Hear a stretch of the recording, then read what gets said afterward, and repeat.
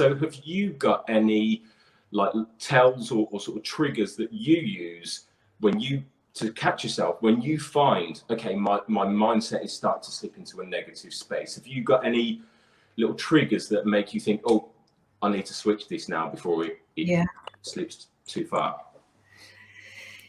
I definitely use those questions. I tend to, I like the question, you know, what's in my control, because I think that's certainly the first thing. I think, you know, a lot of energy can be expended and lost on trying to control something that is not either in your control or in your influence.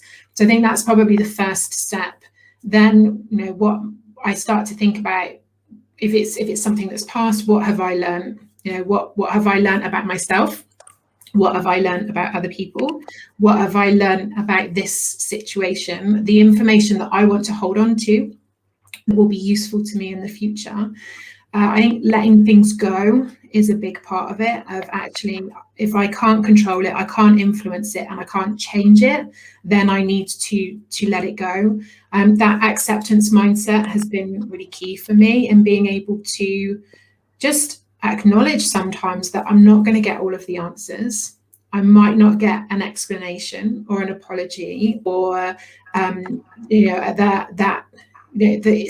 think a lot of people have a tendency to look outside of themselves for that closure, and sometimes we're not going to get that. And so for me, the acceptance mindset of, I may not know, I may not get all of the answers, I may not get what I feel I need to be able to move on, but I am in control of how and when I move on. And I think that's been really important, certainly for me. But I think sometimes it is that it is what it is mindset of, I can't do anything about this, so I can put all of my energy into worrying about it, trying to control it, trying to fix it, trying to change it. All of that, you know, it can go in that pot, or it can go in the pot of, okay, what's next? What did I learn about this? What have I learned about me? What would I do differently next time? Okay, now just focus in this direction and not looking back. I think there is value in taking the learning but not the experience, and I think that's something that I've certainly learned along the way. Is I don't need to carry every memory of every experience, but I do need to bring the learning with me to try to not repeat or, you know, pattern certain responses, certain behaviors. But the acceptance mindset has probably been one of the biggest things. I mean, it comes under mindfulness, it comes under being present, but it is what it is. This is it. This is what you have. It's not in control. It's not under influence. Where is your focus best placed for you to be able to move on from this? And most of the time it's on facing forward and facing the direction that you're heading rather than the path already traveled. Yeah.